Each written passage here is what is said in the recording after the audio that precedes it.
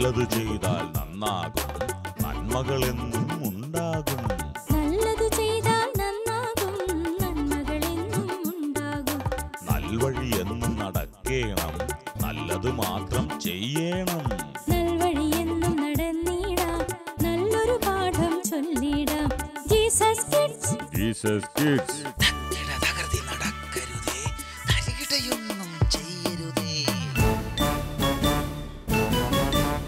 നൈർമല്യത്തിന്റെ പനിനീർ പൂക്കൾ വിരിയുന്ന ജീസസ് കിഡ്സിന്റെ പുതിയ എപ്പിസോഡിലേക്ക് എല്ലാ കൂട്ടുകാർക്കും സ്വാഗതം. അനുഭവപാഠങ്ങളുടെ ഉല്ലാസ കാഴ്ചകളുമായി നമ്മുടെ കൂട്ടുകാർ എത്തിപ്പോയി. കാട്ടിലെ കൂട്ടുകാർ.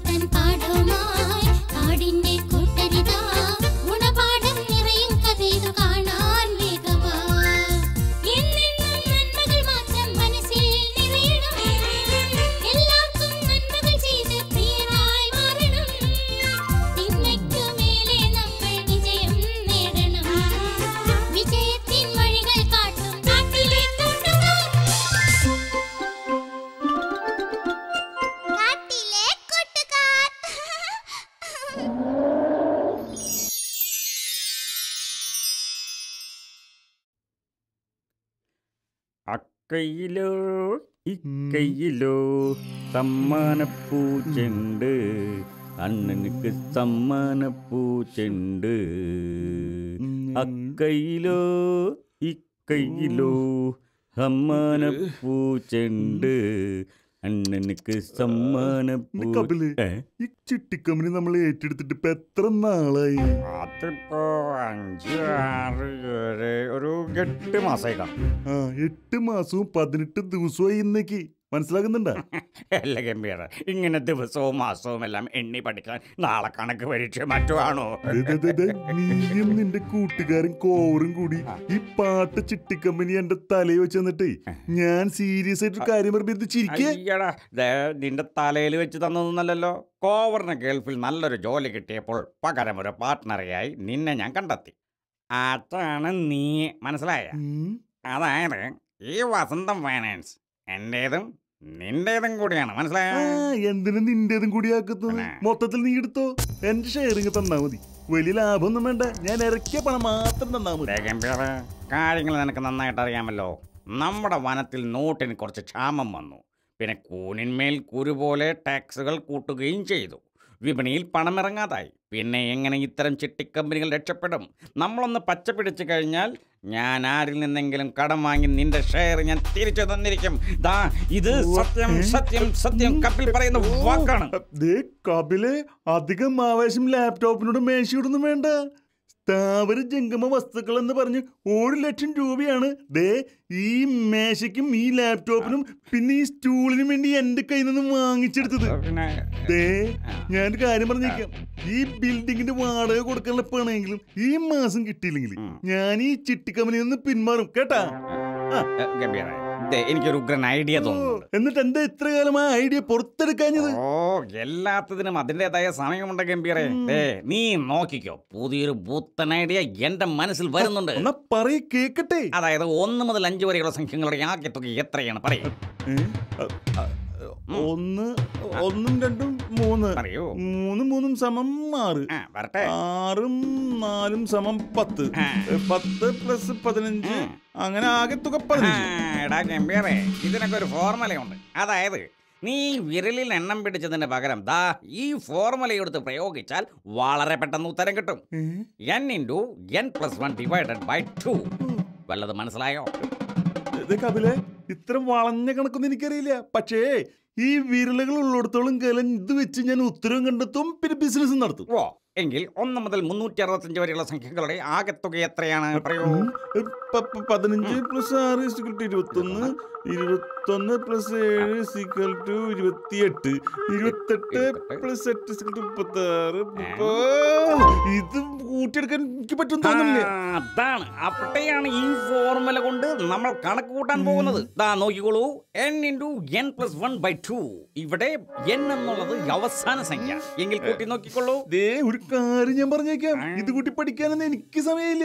എത്രയും പെട്ടെന്ന് പണം ഉണ്ടാക്കാനുള്ള നല്ലൊരു മാർഗം കണ്ടെത്തില്ലെങ്കിൽ ഞാൻ ഇട്ടേച്ച് പോയി കളയും. അത് ഉറപ്പ്. പറഞ്ഞു തന്നോണ്ട്. ചേടാ, ഒരു കാര്യം പറഞ്ഞ് പഠിപ്പിക്കാമെന്ന് കരുതിയപ്പോ എങ്ങനെ ഈ പണം കണ്ടെത്താൻ ഒരു വഴി? ചേടാ, ബസ് വന്നില്ലല്ലോ. പീലി, എന്താ നിന്റെ പരിപാടി? പുതിയ വർഷം ആരംഭിച്ചതല്ലേ? മോട്ടോ എന്താ ഉദ്ദേശിച്ചത്? ഞാൻ ഇന്നലെ പീലിയോട് പറഞ്ഞിരുന്നില്ലേ, ഈ വർഷം മുതല് നമ്മള് കുറച്ച് പണമൊക്കെ സമ്പാദിക്കണമെന്ന്. എന്നിട്ട് അതെല്ലാം ചേർത്ത് വെച്ച് നമ്മുടെ പഠനത്തിന് ആവശ്യമായ പണം നമ്മൾ തന്നെ കണ്ടെത്തി ചെലവഴിച്ചാ നമ്മുടെ പപ്പയ്ക്കും മമ്മിക്കും അതൊരു സഹായമാകുമെന്ന്. ഞാനത് മറന്നു. മോട്ടോ പറഞ്ഞത് ശരിയാ. നമുക്ക് പഠിക്കാനുള്ള തുക നമ്മൾ തന്നെ കണ്ടെത്തുന്നു. അതുപയോഗിച്ച് ഞാൻ പഠിക്കുന്നു. നല്ല ഐഡിയ തന്നെ. എന്താ മകളെ, എന്തൊക്കെയുണ്ട് വിശേഷങ്ങൾ? നല്ല വിശേഷം വമ്പൻ സാറേ. എന്താ നിങ്ങൾ ഇവിടെ ഇരിക്കുന്നത്? വെക്കേഷൻ അല്ലേ, അതുകൊണ്ട് ടൗൺ വരെ ഒന്ന് പോകാമെന്ന് വെച്ചു. പറ്റുമെങ്കിൽ പുതിയ ഷോപ്പിംഗ് മാളിൽ ഒന്ന് കയറി ഇറങ്ങി പോരണം. പിന്നെ ഐസ്ക്രീം കഴിക്കണം. അതൊക്കെയാണ് ഞങ്ങളുടെ പ്ലാൻ. ഓക്കെ. എന്റെയൊക്കെ കുട്ടിക്കാലത്ത് ഒരു പലചരക്ക് കടയും ഒരു പെട്ടിക്കടയും കണ്ടുകിട്ടാൻ തന്നെ വിഷമമായിരുന്നു. ഇന്നെല്ലാം ഒരു കുടക്കീഴിൽ വന്നിരിക്കുന്നു. കാലം പോയി ശരിയാ, കണ്ടോ? ഈ കാലത്ത് എന്തും വിലക്ക് വാങ്ങാൻ പറ്റും. കയ്യില് പണം ഉണ്ടായാൽ മാത്രം മതി. പണമുണ്ടാക്കാൻ പറ്റുന്ന ഒരു ഉഗ്രം വിദ്യ. 1 രൂപയിൽ തുടങ്ങി വർഷം 1 കഴിഞ്ഞാൽ 6 ലക്ഷം രൂപ നിങ്ങൾക്ക് സ്വന്തം. നോക്കട്ടെ. കൊള്ളാലോ. അത് എങ്ങനെയാന്ന് ഒന്ന് തെളിച്ചു പറയണ്ടേ ലംബോ സാറേ? കാര്യം നിസാരം. വസന്തം ഫൈനാൻസിയേഴ്സ് ഒരു ന്യൂ ഇയർ കുറി തുടങ്ങുന്നു. ആദ്യ ദിവസം 1 രൂപ, 2-ാം ദിവസം 2 രൂപ, 3-ാം ദിവസം 3 രൂപ.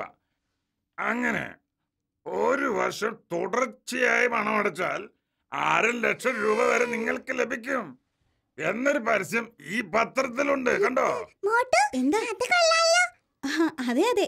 പീലി, നമ്മൾ അവിടെ പോകുന്നു. നല്ലതാണെങ്കിൽ അപ്പൊ തന്നെ കുറിയിൽ നമ്മൾ ചേരുന്നു. ഓക്കെ? മകളെ, വാ, നമുക്ക് പോകാം. എങ്ങനെയുണ്ട് എന്റെ ഐഡിയ? കൊള്ളാമോ? സംഗതി ക്ലാസ് ആയിട്ടുണ്ട്. വെറൈറ്റി. പക്ഷേ ഈ പരസ്യം കണ്ട് എത്ര പേര് വന്ന് ചിട്ടിയിൽ ചേരുമെന്നാ എന്റെ സംശയം. കമ്മീഷൻ വ്യവസ്ഥയിൽ ഞാൻ ആളെ വെച്ചിട്ടുണ്ട്. അവർ ചെന്ന് ആളുകളെ ഈ ചിട്ടിയിൽ ചേർക്കും. നോക്കിക്കോ ഗംഭീരെ, 1 വർഷം കൊണ്ട് നമ്മൾ കോടീശ്വരന്മാരായി മാറും. ഞങ്ങള് നിങ്ങളുടെ പരസ്യം കണ്ടു വന്നതാ. അതെ, ആർക്കും ചേരാം, എപ്പോഴും ചേരാം എന്നതാണ് ഞങ്ങളുടെ ഈ ചിട്ടിയുടെ പ്രത്യേകത. അടവ് തുച്ഛം, ഗുണം മെച്ചം. മനസ്സിലാകുന്നുണ്ടോ നിങ്ങൾക്ക് എല്ലാവർക്കും? കുറിയുടെ മറ്റ് നിബന്ധനകൾ എന്തൊക്കെയാ? ഇത് വളരെ സിമ്പിൾ കുറിയല്ലേ? അതായത് ചിട്ടിയിൽ ചേരുന്ന ദിവസം 1 രൂപ അടയ്ക്കും. 2-ാമത്തെ ദിവസം വെറും 2 രൂപ. അങ്ങനെ 10-ാമത്തെ ദിവസം 10 രൂപ. 50-ാമത്തെ ദിവസമാണെങ്കിലോ 50 രൂപ. എങ്കിൽ 85 ദിവസം കഴിയുമ്പോ എത്ര രൂപ അടക്കണം? 85 രൂപ. ഇത്രയുള്ളൂ. ചെറു സമ്പാദ്യങ്ങൾ ചേർത്ത് വെച്ച് വലിയൊരു തുകയായി നമ്മൾ മാറ്റുന്നു. ഈ ന്യൂ ഇയർ കുറി ഇഷ്ടപ്പെട്ടെങ്കിൽ നിങ്ങൾക്കും ഈ കുറിയിൽ ചേരാവുന്നതാണ് കേട്ടോ. ഞങ്ങള് രണ്ടുപേരും ഇപ്പൊ തന്നെ ഈ കുറിയിൽ ചേരുന്നു. അത് പറഞ്ഞപ്പോഴാണ് ഓർത്തത്, ഈ ചിട്ടിയിൽ ഞങ്ങളൊരു നിബന്ധന വെച്ചിട്ടുണ്ട്. അതെന്താ? ഈ ചിട്ടിയുടെ വിജയത്തിനും കുറിയടയ്ക്കുന്നവർ ഉത്സാഹത്തോടെ അത് ചെയ്യുന്നതിനും വേണ്ടിയാണ് ഈ നിബന്ധന. കപിലെ, അതൊന്ന് വായിച്ചു കൊടുത്തേ. കാര്യം വളരെ നിസ്സാരമാണ്. ഏതെങ്കിലും ഒരു കാരണവശാൽ ഈ ചിട്ടിയിൽ മുടക്കം വരുത്തിയാൽ അടച്ച കുറിപ്പണം തിരികെ ലഭിക്കുന്നതല്ല. നിങ്ങൾ മിടുക്കന്മാരാണെന്ന് എനിക്കറിയാം. അതിനാൽ തന്നെ ഈ നിബന്ധന നിങ്ങൾക്കൊരു പ്രശ്നമില്ല. അതേ മറക്കണ്ട, 1-ാം തീയതി ഞങ്ങൾ എന്തായാലും പണം കൊണ്ടുവരും. എങ്ങനെയുണ്ട്? ഇവരും കൂടി ചേർന്നപ്പോൾ മൊത്തം 80 പേരായി. മനസ്സിലായോ? ആദ്യ ദിവസം 80 രൂപ, 2-ാമത്തെ ദിവസം 160 രൂപ, മൂന്നാമത്തെ ദിവസം 240. തെറ്റി. നിന്റെ കണക്ക് കൂട്ടലുകൾ മുഴുവൻ തെറ്റി. ദാ, ഈ ഫോർമുല ഉപയോഗിക്കൂ. n×n+1/2 480 രൂപ മൂന്നാം ദിവസം. മനസ്സിലായോ? കാര്യന്തൊക്കെയായാലും ചിട്ടിയിൽ ചേർന്നവരെല്ലാം തുടർച്ചയായിട്ട് കുറി അടച്ചാലേ നമ്മളെ പെട്ടുപോകില്ലേ? പെട്ടെന്ന് അവർ അടച്ചാൽ 66,795 രൂപ നമുക്ക് മൊത്തം ലഭിക്കും. അതിൽ നിന്നും 50,000 രൂപ കഴിച്ചാലും ലാഭം നമുക്ക് തന്നെ 16,795 രൂപ. അങ്ങനെ ചെറിയ ചെറിയ സംഖ്യ ആയതിനാലും ഇത് കണക്ക് കൂട്ടിയെടുക്കാൻ ബുദ്ധിമുട്ടുള്ളതിനാലും ആരും തന്നെ ഇതിലെ കളികൾ കണ്ടെത്താൻ പോകുന്നില്ല. മനസ്സിലാക്കുന്നുണ്ടോ? അതാണ് നമ്മുടെ വിജയം. ഗംഭീര, നമ്മൾ പണക്കാരാകാൻ പോകുന്നു. ഏറ്റവും അവസാനം 300 രൂപയ്ക്ക് മുകളിൽ 65 ദിവസം അടക്കേണ്ടി വരും. അന്നാണ് ഇതിൽ ചേരുന്നവരെല്ലാം ചക്രശ്വാസം വലിക്കാൻ പോകുന്നത്. അവിടെ വെച്ച് കുറെ പേരെങ്കിലും മുടക്കം വരുത്തും. ആ കുറികളെല്ലാം നമുക്ക് സ്വന്തം. അടച്ച 5 ദയാ പൈസ നമ്മൾ തിരിച്ചു കൊടുക്കില്ല. എന്റെ കവിലെ ബുദ്ധി.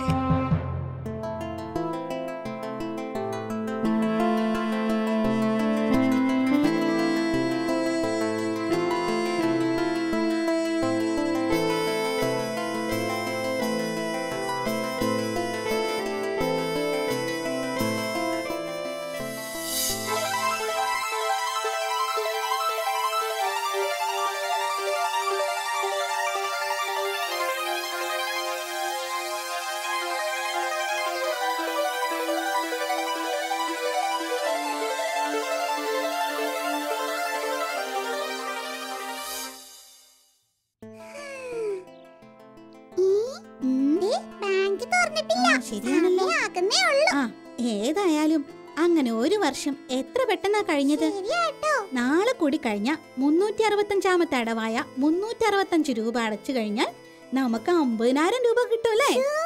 അതെ അതെ, നമ്മുടെ പപ്പയും മമ്മിയും ഒക്കെ നമ്മളെ സപ്പോർട്ട് ചെയ്തത് കൊണ്ടാ മുടക്കം വരാതെ ഈ കുറി അടച്ചു തീർക്കാൻ നമുക്ക് ആ പറഞ്ഞത് ശരിയാ പീലി. എന്താ മക്കളെ, സാറേ? എന്തുണ്ട് വിശേഷങ്ങൾ? സുഖായിരിക്കുന്നു സാറേ. കുറച്ചു നാളായി ഞാൻ നിങ്ങളെ ശ്രദ്ധിക്കുന്നു. നിങ്ങൾ വളരെ ഉത്സാഹത്തോടെ ജോലികൾ ചെയ്യുകയും പണം കണ്ടെത്തുകയും ചെയ്യുന്നുണ്ട്. എന്നാൽ പഠനത്തിലും ഒട്ടും പുറകിലല്ല. ആട്ടെ, ഈ പണമൊക്കെ എന്താ നിങ്ങൾ ചെയ്യുന്നത്? സാറേ, ഈ വസന്തംകുറി കമ്പനിയില് ഞങ്ങൾ ഒരു കുറി ചേർന്നിട്ടുണ്ട്. ഓഹോ, ഒരു ന്യൂ ഇയർ കുറിയാ അത്. ആ കുറി അടയ്ക്കുന്നതിന് വേണ്ടിയാ ഞങ്ങൾ ജോലി ചെയ്ത് പണം കണ്ടെത്തിയത്. ന്യൂ ഇയർ കുറി അല്ലേ? ഞാനും അതിന്റെ പരസ്യം കണ്ടിരുന്നു. ആ കുറിയിൽ എന്തോ ഒരു തട്ടിപ്പ് അന്ന് ഞാൻ ശ്രദ്ധിച്ചിരുന്നു. അയ്യോ സാറേ, കുറി അടച്ചു തീരാറായി. നാളത്തെ ഒരടവ് കൂടിയേ ഇനി ശേഷിക്കുന്നുള്ളൂ. നിങ്ങൾ പേടിക്കണ്ടെന്നേ, നാളെയല്ലേ അവസാനത്തെ അടവ്. ഞാനും നിങ്ങളുടെ കൂടെ വരാം. ശരി സാറേ. ഇപ്പൊ നിങ്ങൾ ചെല്ല്. ചെല്ല്. വരണം സാറേ. എന്നാ ശരി. ആ, ദൈവമേ, കുഴപ്പമൊന്നും ഉണ്ടാവല്ലേ. അതെ, ദൈവമേ കാത്തോണേ.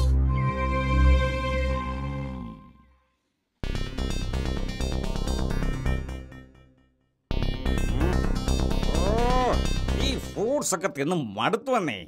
പിന്നെ കപിലെ, ഇന്ന് ചിട്ടി വട്ടം എത്തുന്ന ദിവസമാണ്.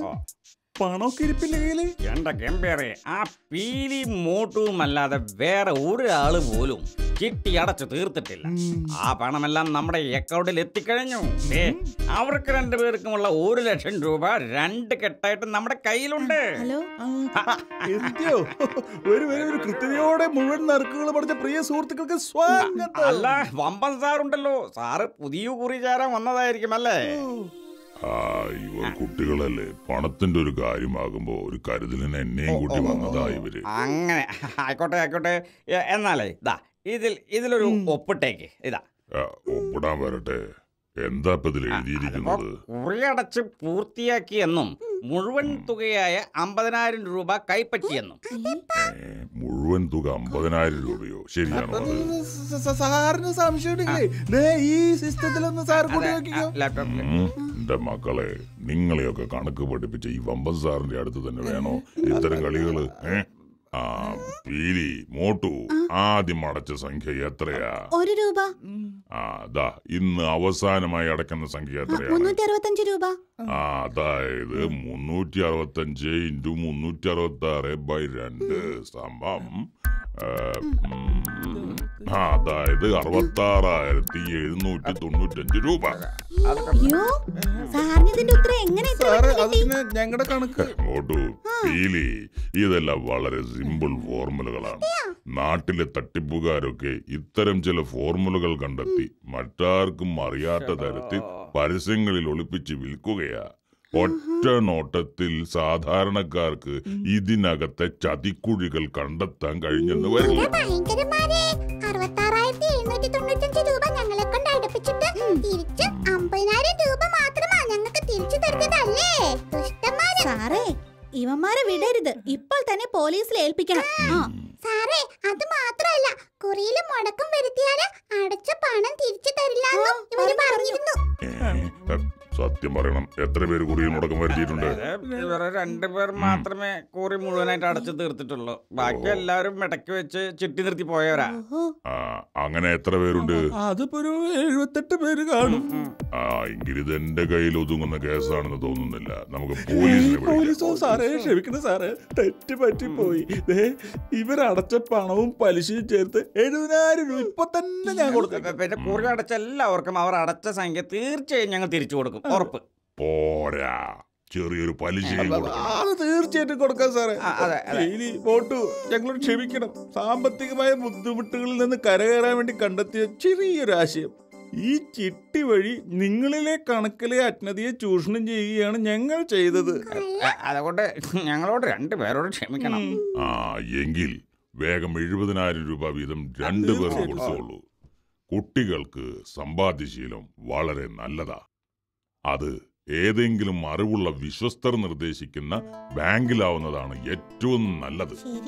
അല്ലെങ്കിൽ ഇത്തരം കെണികളിൽ നിങ്ങൾ ഇനിയും വീണുപോയേക്കാം. ഇത്തരമൊരു പണപദ്ധതിയിൽ ചേരാനും മുടക്കം വരാതെ അത് അടച്ചു തീർക്കാനും നിങ്ങൾ കാണിച്ച ഉത്സാഹത്തെ അഭിനന്ദിക്കാതിരിക്കാനാകില്ല. അതിനാൽ നിങ്ങൾക്ക് എന്റെ അഭിനന്ദനങ്ങൾ. അനുഭവ പാഠങ്ങളിൽ നിന്നും ഇനി സന്ദേശങ്ങളിലൂടെ ചില പാഠങ്ങൾ കാണാം. Tinku Tinku little star.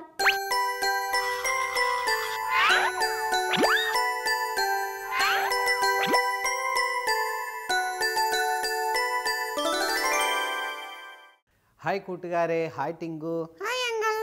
ടിങ്കു, ഇന്ന് എന്തൊക്കെയായിരുന്നു പകല് പരിപാടികളൊക്കെ?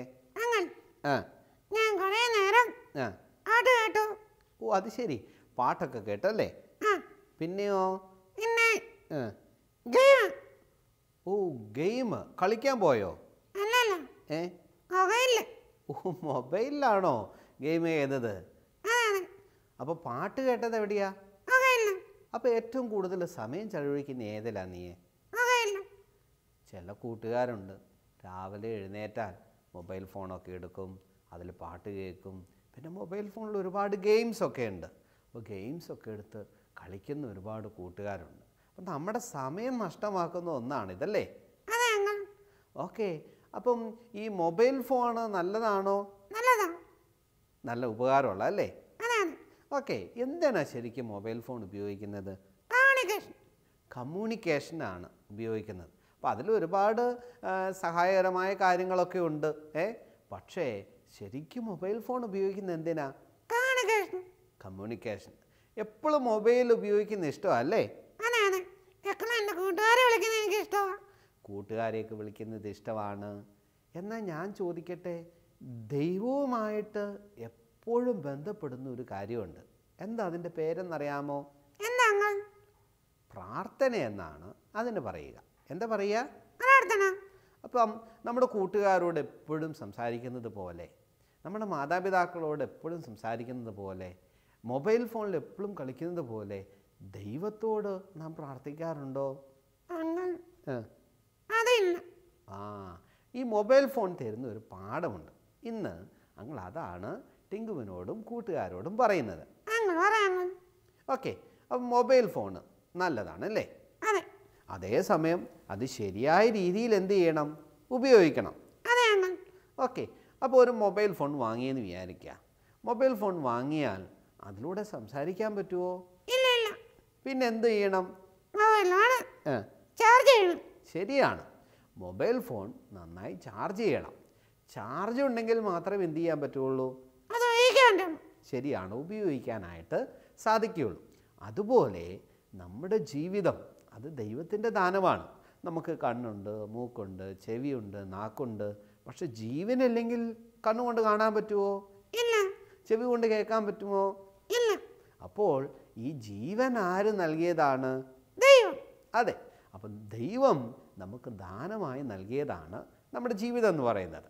മൊബൈൽ ഫോണിൽ ബാറ്ററി വേണം, അത് നന്നായി ചാർജ് ഉണ്ടാകണം. ഓക്കെ, ചാർജൊക്കെ ചെയ്തു എന്ന് വിചാരിക്കുക. എന്നാൽ വിളിക്കാൻ പറ്റുമോ? വിളിക്കാൻ പറ്റുമോ? അപ്പോൾ എന്ത് ചെയ്യണം? സിം വേണം. സിം കാർഡ് വേണം അല്ലേ? സിം കാർഡ് ഉണ്ടെങ്കിൽ മാത്രമേ നമുക്ക് ആളുകളുമായിട്ട് കമ്മ്യൂണിക്കേഷൻ ചെയ്യാനായിട്ട് പറ്റുള്ളൂ അല്ലേ? ഓക്കെ, അങ്ങനെയെങ്കിൽ ഒരു സിം കാർഡ് എടുക്കാനായിട്ട് നമ്മൾ പോയപ്പോൾ സിം കാർഡ് വേണമെങ്കിൽ ചില കാര്യങ്ങളൊക്കെ വേണം. എന്താ വേണ്ടത്? ആധാർ കാർഡ് വേണം അല്ലേ? ഓക്കെ, ആധാർ കാർഡ് സൂചിപ്പിക്കുന്ന എന്താണ്? നമ്മളാരാണ്, എന്താണ്? നമ്മളാരാണ്, നമ്മളെക്കുറിച്ചുള്ള ഒരു ഐഡൻറ്റി കാർഡാണതല്ലേ? നമ്മൾ ആരാണ്. അപ്പം എങ്കിൽ മാത്രമേ നമുക്ക് ഒരു സിം കാർഡ് കിട്ടാനായിട്ട് സാധിക്കുകയുള്ളൂ. അതുപോലെ ദൈവത്തിൻ്റെ സന്നിധിയിൽ നാം പ്രാർത്ഥിക്കുമ്പോൾ ദൈവം നമ്മോട് ചോദിക്കുന്നുണ്ട്, നീ ആരാണ്? എന്താ മറുപടി എന്നറിയാമോ? നമ്മുടെ ഐഡൻറ്റിറ്റി എന്നാണെന്നറിയാമോ? ബൈബിൾ പറയുന്നത് എല്ലാവരും പാപം ചെയ്തു, എല്ലാവരും പാപികളാണ് എന്നുള്ളതാണ്. അപ്പോൾ നമ്മുടെ ഐഡൻറ്റിറ്റി പറയുമ്പോൾ ഈ പാപത്തിൽ ജീവിക്കുന്ന വ്യക്തിക്ക് ദൈവത്തോട് പ്രാർത്ഥിക്കാനായിട്ട് സാധിക്കില്ല. പാപികളുടെ പ്രാർത്ഥന ദൈവം കേൾക്കില്ല. അപ്പോൾ അതിന് ഒരു സഹായകൻ ആവശ്യമാണ്. നമ്മളെ പാപത്തിൽ നിന്നും രക്ഷിക്കുവാനായിട്ട് വന്ന യേശു കർത്താവ് പറഞ്ഞു, ഇവൻ എൻ്റെ മകനാണ്. നമ്മുടെ ഐഡൻറ്റിറ്റി പറഞ്ഞു, നമ്മൾ ഇനി പാപികളല്ല, ദൈവത്തിൻ്റെ മക്കളാണ്. അപ്പോൾ ഈ ഐഡൻറ്റി കാർഡൊക്കെ കൊടുക്കുമ്പോൾ നമുക്ക് സിം കാർഡൊക്കെ കിട്ടും അല്ലേ? അതെ, ഐഡൻറ്റി കാർഡ് കൊടുക്കുമ്പോൾ നമുക്ക് സിം കാർഡൊക്കെ കിട്ടും അല്ലേ? ഓക്കെ, അതുപോലെ ദൈവം നമ്മളെ ഇൻട്രൊഡ്യൂസ് ചെയ്തു. യേശു കർത്താവ് പറഞ്ഞു, ഇതെൻ്റെ മകനാണ്. ഓക്കെ, നമുക്കും ദൈവത്തോട് പ്രാർത്ഥിക്കാനായിട്ട് സാധിക്കും. അപ്പോൾ സിം കാർഡ് ഫോണിലൊക്കെ ഇട്ട് നമ്മൾ വിളിക്കാനായിട്ട് തുടങ്ങിയെന്ന് വിചാരിക്കുക. ചിലപ്പം നമുക്ക് കേൾക്കാൻ സാധിക്കും, നിങ്ങൾ വിളിക്കുന്ന സബ്സ്ക്രൈബർ പരിധിക്ക് പുറത്താണ്. ആളുകൾ ചിലപ്പോൾ വിളിച്ചാൽ എന്ത് ചെയ്യില്ല, കിട്ടില്ല. ചില സമയം നമ്മൾ വിളിക്കുമ്പോൾ പറയും, എന്താ കേൾക്കുക? ബാലൻസ് ഇല്ല എന്ന് കേൾക്കും അല്ലേ? ചിലപ്പോൾ നമ്മൾ വിളിക്കുമ്പോൾ പറയും ഔട്ട് ഓഫ് റേഞ്ച് എന്ന് പറയും. എപ്പോഴും നമുക്ക് വിളിക്കാൻ പറ്റുമോ? ഇല്ല. എന്നാൽ ദൈവത്തോട് നമുക്ക് എപ്പോഴും പ്രാർത്ഥിക്കാനായിട്ട് സാധിക്കും. ബൈബിൾ ഇങ്ങനെ പറയുന്നുണ്ട്, എന്നെ വിളിച്ചപേക്ഷിക്കുക, ഞാൻ നിനക്ക് ഉത്തരമരുളും. ദൈവത്തോട് നമുക്ക് എപ്പോഴും പ്രാർത്ഥിക്കാനായിട്ട് സാധിക്കും. ഈ വചനം ആരോടാ പറഞ്ഞതെന്നറിയാമോ? യിരെമ്യാവ് എന്ന് പറയുന്ന ഒരു പ്രവാചകനോടാണ് പറയുന്നത്. ഈ യിരെമ്യാ പ്രവാചകനോട് ഇത് പറയുമ്പോൾ ഈ പ്രവാചകൻ എവിടെയുള്ളതെന്നറിയാമോ? അവിടുത്തെ രാജാവ് ഒരു ശിക്ഷയുടെ ഭാഗമായിട്ട് ഒരു കുഴിയിലിട്ട് കളഞ്ഞിരിക്കുക. ആളുകൾക്കൊക്കെ കാണാൻ പാകത്തിന് ഒരു കുഴിയിൽ. ആളുകളൊക്കെ തന്നെ പരിഹസിക്കും, നിന്ദിക്കും. അങ്ങനെ പരിഹാസത്തിൻ്റെയും നിന്ദയുടെയും നടുവിൽ നിൽക്കുമ്പോഴാണ് ദൈവം എന്ന് പറയുന്നത്, എന്നെ വിളിച്ചപേക്ഷിക്കുക, ഞാൻ നിനക്ക് ഉത്തരമരുളും. മറ്റൊരർത്ഥത്തിൽ പറഞ്ഞാൽ, എന്നോട് പ്രാർത്ഥിക്കുക, ഞാൻ നിനക്ക് ഉത്തരം തരാം. പ്രിയ കൂട്ടുകാരെ, നമ്മുടെ ജീവിതത്തിൽ നിന്ദയും പരിഹാസമൊക്കെ ഉണ്ടായിട്ടുണ്ടോ? ആവശ്യങ്ങളൊക്കെ ഉണ്ടായിട്ടുണ്ടോ? ദൈവം പറയുക, എന്നെ വിളിച്ചപേക്ഷിക്കുക, ഞാൻ നിനക്ക് ഉത്തരം തരാം. പ്രിയ കൂട്ടുകാരെ, നാം പ്രാർത്ഥിക്കുന്ന നല്ല കുഞ്ഞുങ്ങളായിട്ട് മാറണം. ചിലപ്പോൾ പ്രാർത്ഥിച്ച കിട്ടത്തില്ല എന്നാണ് പറയുന്നത്. എന്താ കാരണം എന്നറിയാമോ? റേഞ്ച് വിട്ടു പോയാൽ ഫോൺ വിളിക്കാൻ പറ്റുമോ? ഇല്ല. അപ്പം നമ്മൾ എന്ത് ചെയ്യണം? റേഞ്ചിനുള്ളിൽ വരണം. അതെ, തീർച്ചയായിട്ടും ആ ടവറിൻ്റെ പരിധിക്കുള്ളിൽ വരണം അല്ലേ? അതുപോലെ ദൈവം ആഗ്രഹിക്കുന്ന പരിധിക്കുള്ളിൽ നമ്മൾ ഓരോരുത്തരും ഉണ്ടായിരിക്കണം. ദൈവത്തെ അനുസരിക്കുന്ന, ദൈവത്തെ വിശ്വസിക്കുന്ന, ദൈവത്തെ ഭയപ്പെടുന്ന നല്ല കുഞ്ഞുങ്ങളായിട്ട് ആ പരിധിക്കുള്ളിൽ വന്നെങ്കിൽ മാത്രമേ നമ്മുടെ പ്രാർത്ഥന ദൈവം കേൾക്കുകയുള്ളൂ. തീർച്ചയായിട്ടും ടിങ്കുവിൻ്റെ ജീവിതത്തിൽ അങ്ങനെ പരിധിക്കുള്ളിൽ നിന്നുകൊണ്ട് പ്രാർത്ഥിക്കുവാൻ ടിങ്കു ആഗ്രഹിക്കുന്നു. പ്രിയ കൂട്ടുകാരെ, നിങ്ങളുടെ ജീവിതത്തിൽ എങ്ങനെയാണ് ദൈവത്തെ ഭയപ്പെടുന്ന അനുസരിക്കുന്ന നല്ല കുഞ്ഞുങ്ങളാണെങ്കിൽ തീർച്ചയായിട്ടും നമ്മുടെ പ്രാർത്ഥനയും ഫലമുള്ളതായിട്ട് തീരും. ദൈവം അതിനായിട്ട് സഹായിക്കട്ടെ. Thank you uncle. പ്രാർത്ഥനയെക്കുറിച്ച് ഉടക്കിച്ചതിന് നന്ദി. Okay, bye. ബൈ. ഇന്നത്തെ അനുഭവങ്ങളും സന്ദേശങ്ങളും നിങ്ങൾക്ക് എങ്ങനെയെന്ന് അറിയാൻ ഒരു കൗതുകം. കത്തുകൾ അയക്കേണ്ട വിലാസം: